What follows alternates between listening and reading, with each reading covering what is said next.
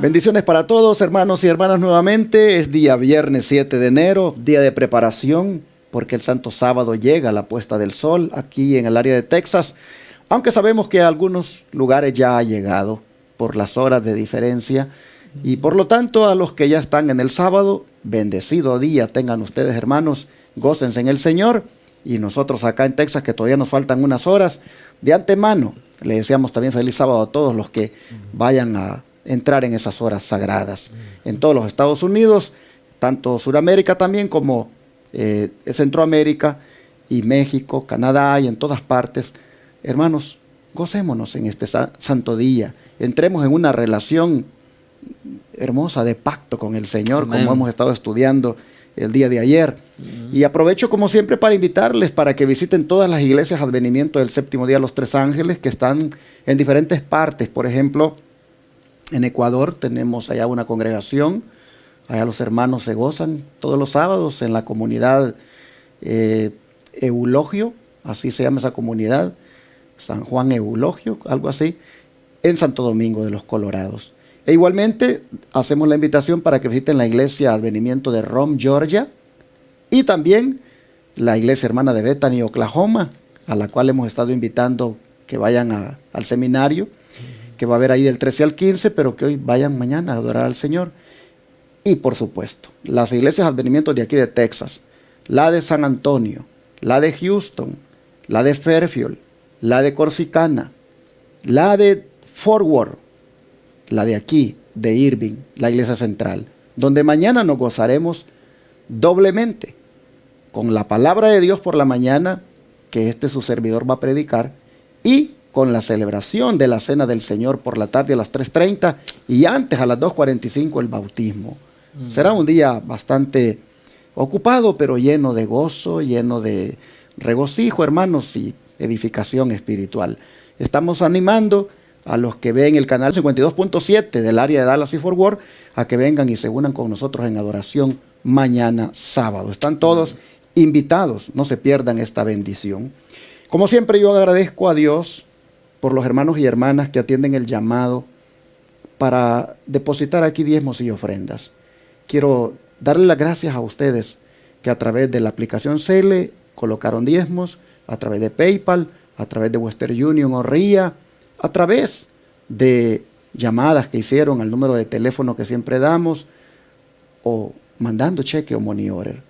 Las formas que ustedes usaron para enviar esos recursos, hermanos, muchas gracias a los que atendieron ese llamado.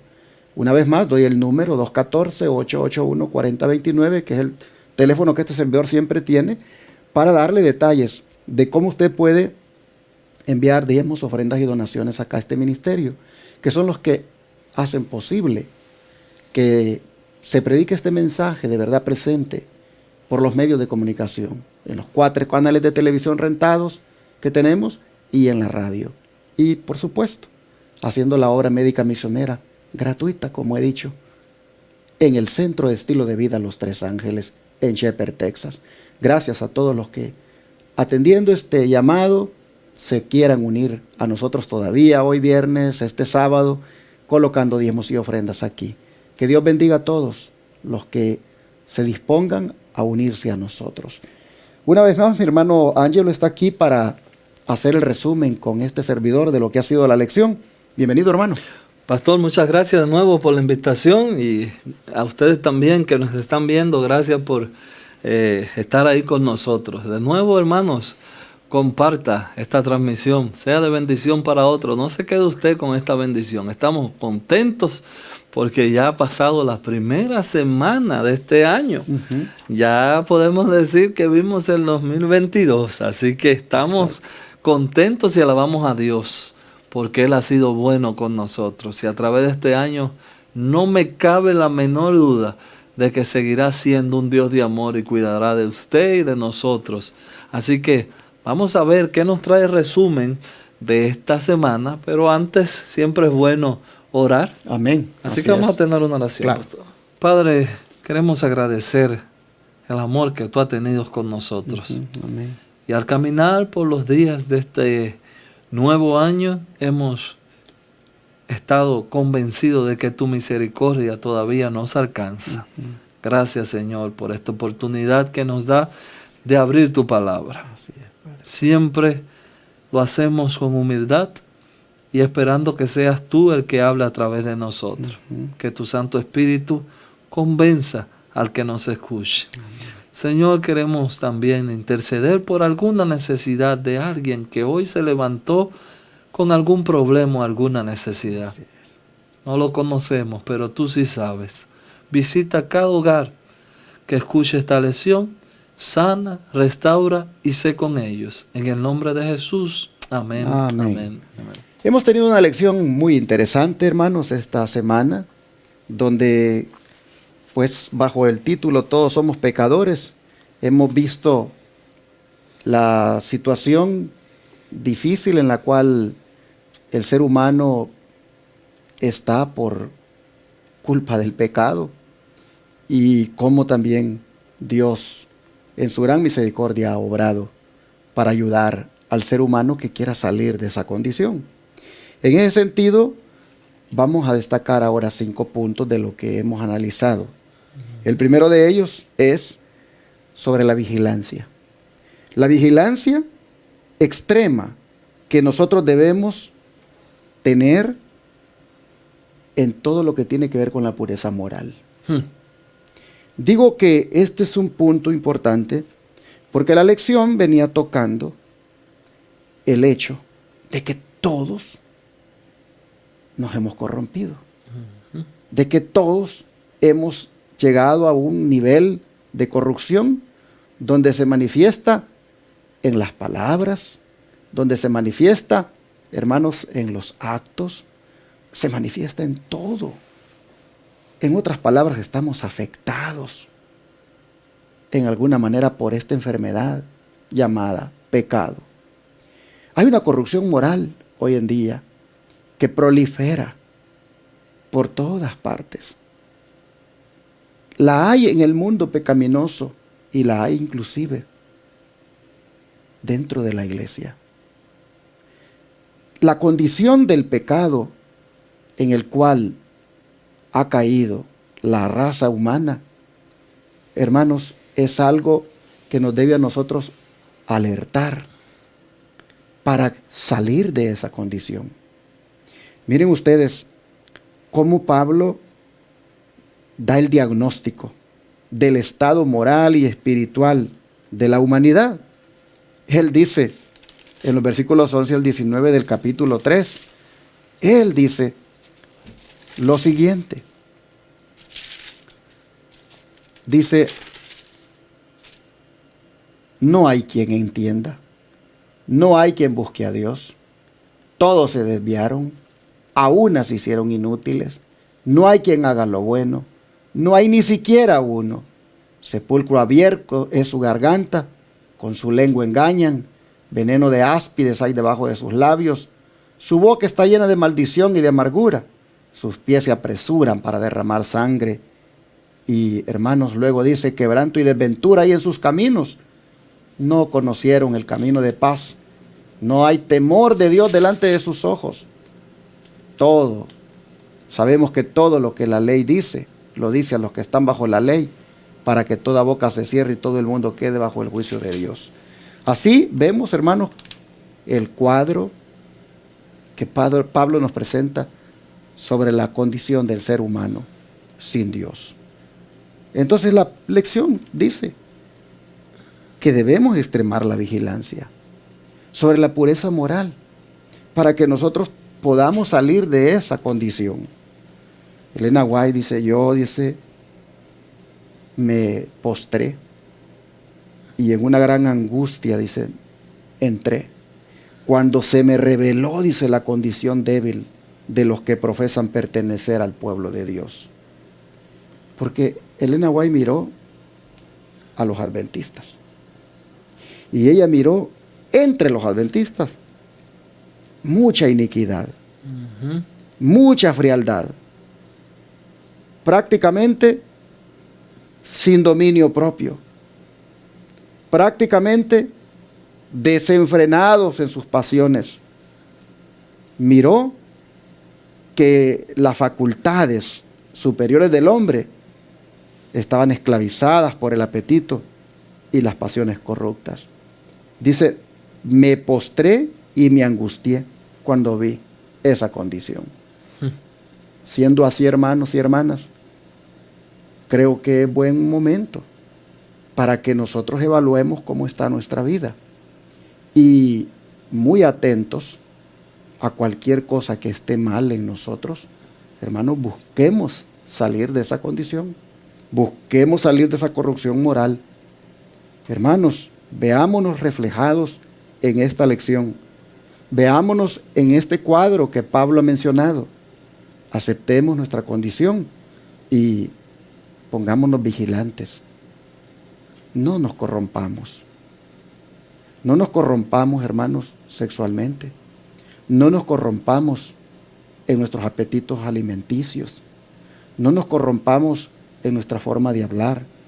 No nos corrompamos en nuestra forma de vestir. No nos corrompamos, hermanos, en nuestra forma de divertirnos. A veces nos hacemos llamar de la iglesia remanente solo por el hecho de que estamos afiliados en esa iglesia a la cual, pues, Apocalipsis la identifica como guardadora de los mandamientos de Dios. Pero solo afiliarse a esa iglesia a través de un bautismo no nos hace, hermanos, ser parte de la iglesia remanente, todavía siguiendo en un cuadro como este que Pablo menciona o como el que Elena White miró.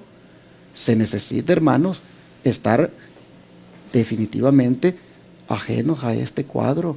Y esto solo se puede lograr, como ya lo vimos nosotros, teniendo una relación íntima con el Señor. Me parece que es un punto para ponerle atención, para considerarlo en estos primeros días del año y, hermanos, pedir a Dios ayuda para ser liberados completamente de esa corrupción. ¿Qué encontró usted, hermano Ángelo, de interesante en esta lección que lo quiera tratar? Bueno, siempre estas lecciones nos desafían, así como usted dice, en un mundo donde moralmente todo está corrompido. Pareciera que la moral no tiene importancia para esta generación, ¿no?, en este tiempo. Y es por eso que tenemos un segundo enunciado en esta lección, una pregunta muy interesante que nos llama a meditar. ¿Cuál es el propósito de la ley de Dios? Y eso es algo que a mí mismo, cuando leí esta pregunta, yo, wow, tanta división que ha traído la ley entre los cristianos mismos. ¿Cuál es el propósito? Bueno, dice, la ley, por la ley, es el conocimiento del pecado.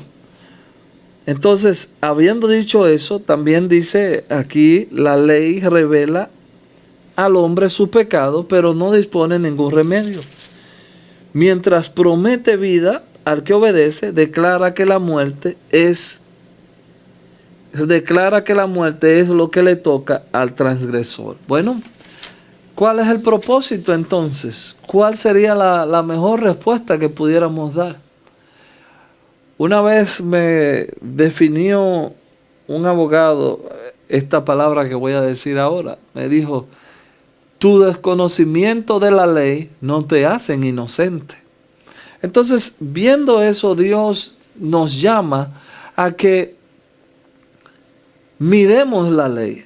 Entonces, la ley viene para ayudarnos a entender dónde estamos mal. El conocimiento del pecado es gracias a la ley. No podemos arreglar algo si usted no sabe dónde está mal. Entonces la ley nos presenta los puntos donde nosotros tenemos esa decadencia. Ahora, la Biblia tiene un sinnúmero de textos de la ley, hablando que es santa, que es justa. Y cuando oímos eso, también encontramos otro sinnúmero de textos que dice que nosotros debemos en nuestros corazones guardar la ley para no pecar contra Dios.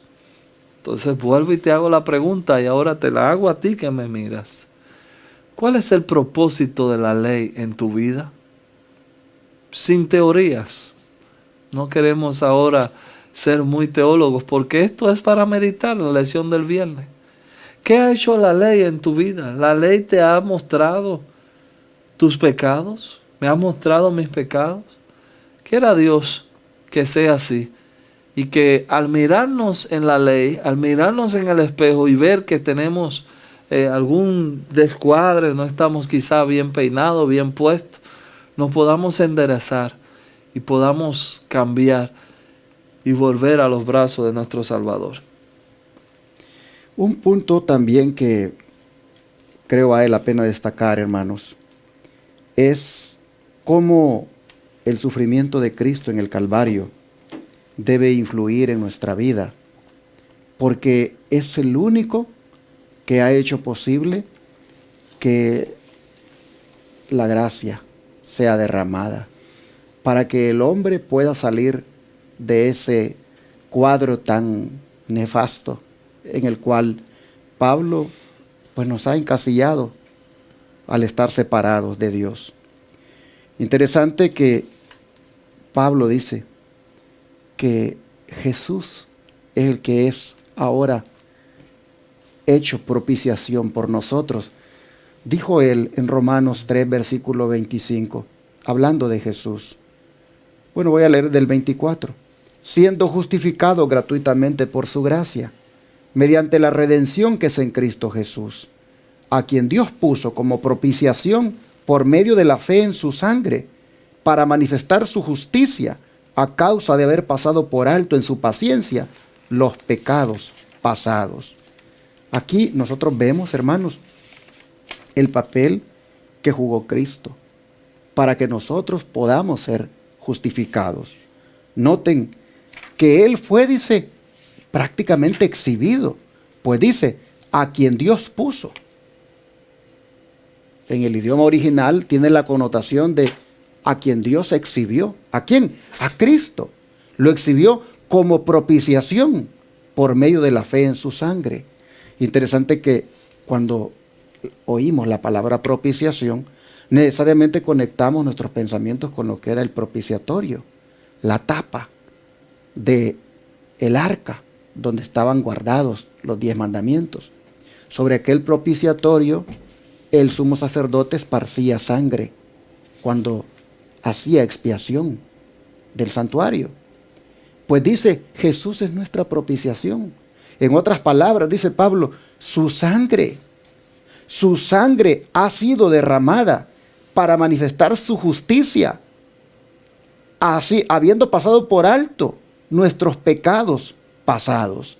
En otras palabras, dice Pablo, la sangre de Cristo, allí, al derramarla en la cruz, es propicia para que sea, hermanos y hermanas, esparcida sobre nosotros y de esa manera lavarnos y limpiarnos de nuestra inmundicia, de nuestro pecado.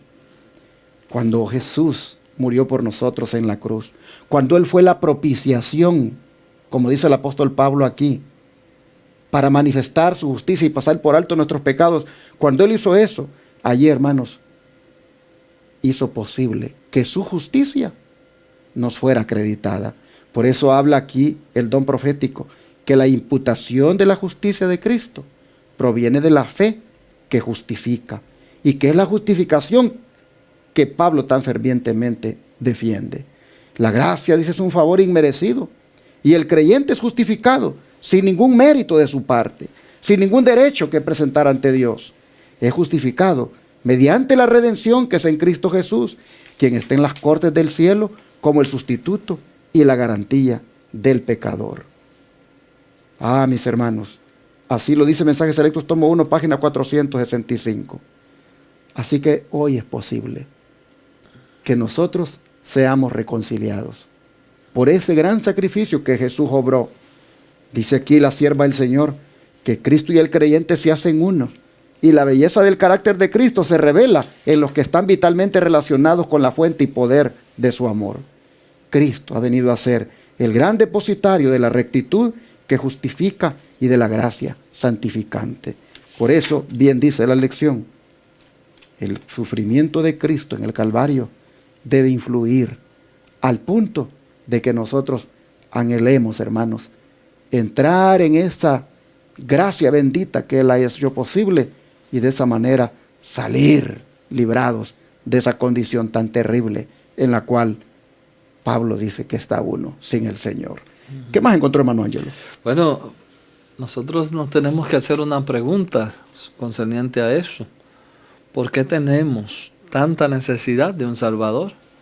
Bueno, al ir viendo lo que la ley hace y refleja en nosotros, sin duda alguna podemos decir y levantar las manos y decir, no podemos. Miserable de mí, ¿quién nos libra de este cuerpo de muerte? Tengo una cita que quiero compartir con ustedes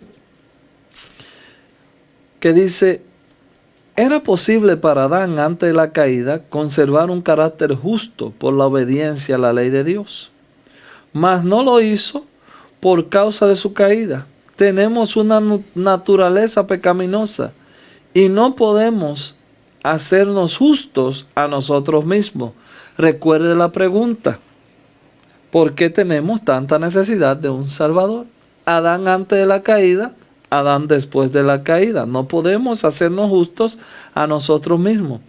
Puesto que somos pecadores y malos, no podemos obedecer perfectamente una ley santa.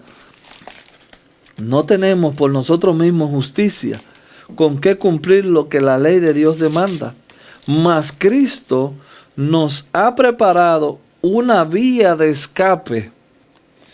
Vivió sobre la tierra en tiempo de pruebas y tentaciones, tales como la que nosotros tenemos que afrontar.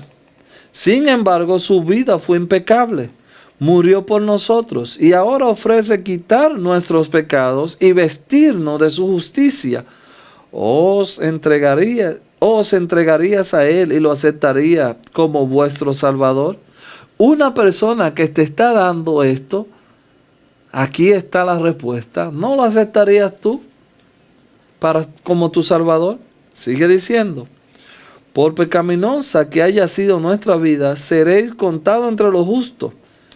Por consideración a Él, el carácter de Cristo toma un lugar vuestro y vosotros sois aceptados por Dios como si no hubiésemos pecado.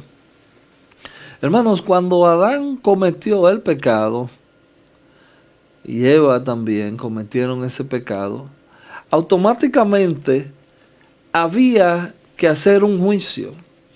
Había que pagar una consecuencia. Dios le dijo a ellos de antemano cuál era la consecuencia. Al estudiar el proceso que Dios toma, nos damos cuenta que Dios hace un interrogatorio y Dios se acerca y encuentra que son culpables. Esa culpa alguien tenía que pagarla.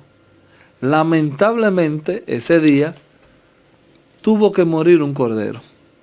Con ese cordero se le vistió a Adán y Eva. Hermanos, después que Adán cayó, tenemos una tragedia para la humanidad. Y es la tragedia del pecado.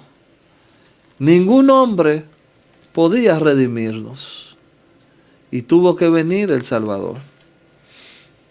Entonces, como ningún hombre podía redimirnos, apareció la necesidad de un Salvador. Y vino el que sí pudo vencer y pudo redimirnos. La necesidad del Salvador, hermanos, es porque si no tuviéramos un Salvador, no hubiera esperanza. Quiero leer de nuevo la definición tan bonita que da Elena G. de White sobre lo que es justificación por la fe. Es la obra de Dios que pone la gloria del hombre en el polvo y hace por el hombre lo que él no puede hacer por sí mismo. Cuando los hombres ven su propia insignificancia, están preparados para ser vestidos con la justicia de Cristo. Todo el que ve su insignificancia entiende y anhela un Salvador. Yo anhelo en esta noche, en este día, en la hora que tú no estés viendo, que tú tengas esa necesidad de un Salvador. Y voy a orar de antemano para que Dios sea tu Salvador. Un último punto que quisiera destacar es cómo es que podemos vivir la vida del nuevo pacto. Bueno, ni más ni menos que permitiendo al Espíritu Santo que nos lleve a esa contrición, a ese arrepentimiento, a ese, hermanos y hermanas, estado de conversión, donde Jesús nos imputa su justicia, nos declara perdonados, pero al mismo tiempo escribe sobre nosotros su santa ley. Porque el nuevo pacto tiene esas características, donde Cristo es el mediador de él, donde escribe su santa ley en nuestros corazones por medio de su Espíritu Santo. Es interesante que aquí en 2 Corintios 3:2 dice Pablo, 3:3, siendo manifiesto que sois carta de Cristo expedida por nosotros, escrita no con tinta, sino con el Espíritu del Dios viviente. Amén. No en tablas de piedra, sino en tablas de carne del Amén. corazón. Amén. Si el nuevo pacto tiene la característica de que los mandamientos de Dios ahora no están escritos en tablas de piedra, sino en el corazón, Pablo dice, el que los escribe en el corazón es el Espíritu Santo. Hermanos, yo no tengo otra manera de explicar esto, que el que quiera estar en el nuevo pacto debe permitir que el Señor escriba en su mente sus santos mandamientos. Amén. Y ahí en su mente te pone, acuérdate del sábado para santificarlo. Amén. ¿Por qué nosotros guardamos el sábado? Porque los viernes aquí invitamos a la audiencia que venga y se congregue en sábado. Porque el que ha escrito su ley en nuestras mentes, ha escrito ahí, acuérdense del sábado para santificarlo. Oh, hermanos y hermanas, eso es vivir la vida del nuevo pacto. Miren ustedes, Cristo es mediador de él, está basado sobre mejores promesas, porque es sobre la promesa del perdón, sobre la promesa de su gracia que nos renueva y sobre la escritura de la ley de Dios en nuestras Amén. mentes. Amén. Así que creo que vale la pena de que experimentemos esta relación de pacto verdadero con nuestro Dios. Así el Señor quiso esta semana hablarnos, así el Señor quiso presentarnos la necesidad que tenemos de estas tres cosas: gracia derramada, justificación por la fe Amén. y relación de un nuevo pacto con el Amén. Señor. Vamos a orar y a pedirle a Dios que nos ayude para que esta lección la apliquemos en nuestra vida diariamente. ¿Qué les parece? Amén. Oremos. Te agradecemos, Señor, por habernos mostrado en esta semana en qué consiste la condición del ser humano sin Jesús. Y consiste sinceramente en una condición de